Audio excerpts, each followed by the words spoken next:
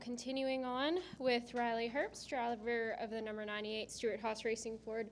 If you have a question for Riley, please raise your hand. We will get a wireless microphone to you. We'll start here in the middle.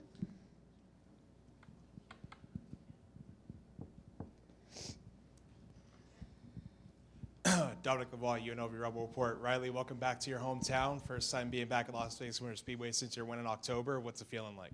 It feels good. It's always fun to come home and see all the friends and family, but it's always special walking back into this place just because how we won here last year in the fall and the dominant fashion we did. So I feel like that win has kind of propelled me and the 98 team, just the confidence I have walking into every racetrack now. So hopefully we can have a good run this upcoming weekend and keep that momentum rolling.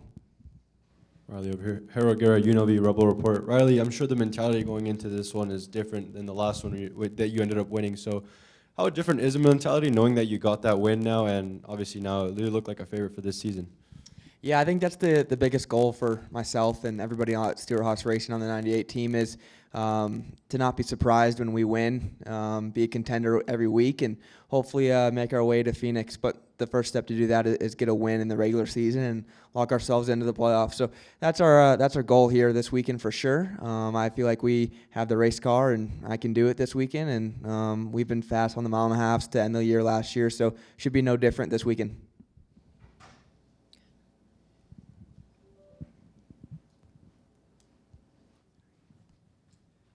Jay with Channel 3 NBC locally here. Obviously, being a local, you've seen these wins get pretty bad out here, right? So what does that mean for you as in racing? How do you prepare, and how does your team prepare, or are you just used to the wind? Yeah, like you said, I'm a little bit more used to the wind out here in Las Vegas just because it's always windy in the late winter months and early fall months here for some reason. But the biggest deal is just how it's going to affect our race car. I think we're going to have a really big tailwind into turn 3. It's going to be try to pushing us off the line 3 and 4. So the biggest challenge is just the inconsistency of the gust and how our race cars are going to drive throughout the wind. So hopefully everybody stays safe on the spotter stand because I was at one of the news stations this week and they said up to 65 mile an hour gusts. So that's going to be pretty gusty, especially for here in Las Vegas. So we'll see how it goes. You think you have an advantage on the other drivers being a local? No. I think the wind's going to play all of us the same, and I'm curious to see how we'll drive today in practice because it's a bit gusty out there right now. Obviously, I think it's going to be another 20 miles an hour tomorrow, but I'm excited for the opportunity, excited to try to win here again. Let's come up to the front here, then we'll go to Dustin and Mark. Hey, Riley, Alex with the Review Journal. I just want to ask about Noah Gregson coming over to Stewart-Haas Racing on the Cup side. Just what have your interactions been with him on the offseason, and how are you kind of seeing him embrace this new opportunity? Yeah, I'm really excited for him. I mean, obviously we went to school together at Dawson here, and then we went to Bishop Gorman together. So I've known him since 4th grade. So I couldn't be more proud of him and how he's grown in the last year or so. And for him to come over to Stewart-Haas Racing is really neat. Back on the same race team like we were in Legends Cars, just at the Bull Ring over here just a few short years ago. So it's cool. We're best friends, and hopefully he can get that 10 car back in victory lane. Okay, we'll go to Dustin. Dustin Albino, J-Ski. Riley, with how dominant the car was in the fall, did you guys elect to bring that same car back for this weekend?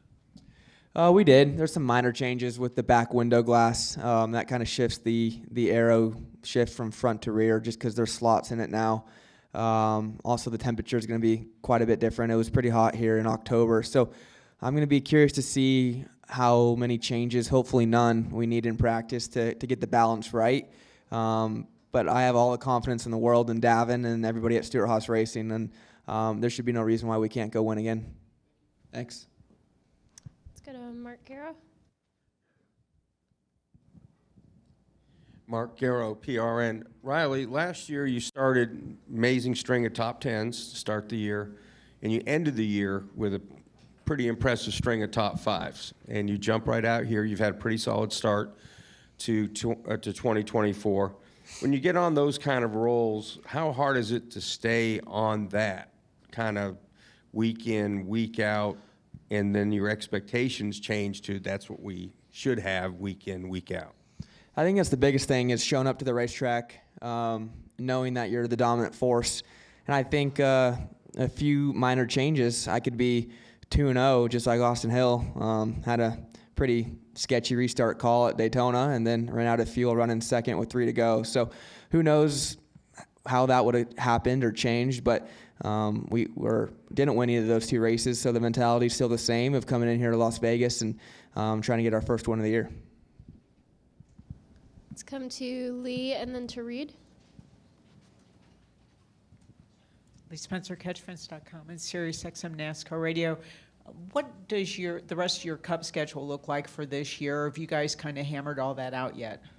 That's a good question. There's a lot of moving pieces. I do know that I have 3 more. I do know that they won't be in the Xfinity Series playoffs. So I would like to go to a mile and a half and some short tracks as well, just to learn the race car on a different racetrack. I've obviously done on super speedways, and I felt like I've executed to decent potential on there. So I want to go to the mile and a halves and short tracks and kind of see how they drive there. But schedule-wise, that's kind of up to my crew chief, Davin, Greg Zipadelli at Stewart Haas Racing, and obviously Rick Ware. So whenever they can fit those in, but the cutoff date is the playoffs for sure. So there's 3 more. Reed Spencer with the NASCAR Wire. You mentioned the fuel situation in Atlanta. It seemed to take the Ford teams by surprise. Has your team in the interim addressed that situation and basically gone back and tried to figure out calculations and where that exactly went wrong? Yeah, we spent majority of last week obviously looking at the fuel situation, how it was unfortunate.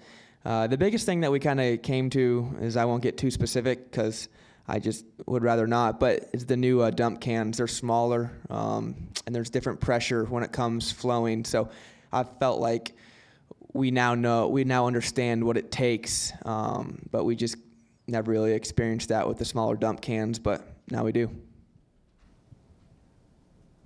Go to Chris Knight. ChrisKnight.com. Riley, with everything that you accomplished last year, what's your expectations for 2024? Or are you trying not to put too heavy expectations on yourself and just take week by week as it comes? Expectations are more personal than anything. Not necessarily not the public, but just my growth as a race car driver. I've really focused on that in the last 6 months, is trying to have myself grow on and off the racetrack. And I feel like if I get to a level where I want to be as a race car driver, I feel like the results will follow, and I think I'll be at a place where I want to be on the racetrack and off the racetrack. Ultimately, this sport revolves around winning, so hopefully we can do a little bit this year as well. Thanks. Any last questions for Riley? All right, Riley, thanks for joining us, and good luck this weekend. Thank you.